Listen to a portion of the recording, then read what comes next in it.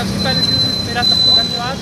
हम यहाँ आए थे मतदान महादान करने, जो अब ख़त्म हो चुका है और काफ़ी लोगों को खिलाया, काफ़ी अच्छा लगा। और आप लोग से रिक्वेस्ट करेंगे, हमारा एक इवेंट होने वाला है,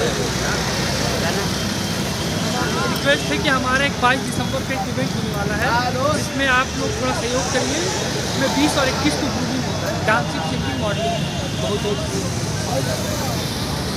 दो हफ्ते से भैया आ रहे हैं, हम लोगों के साथ में खिला रहे हैं और थोड़ा सा हम लोगों का इससे हिम्मत भी बढ़ रहा है। ऐसे ही धीरे धीरे सब लोग जुड़ें तो बहुत अच्छा रहेगा।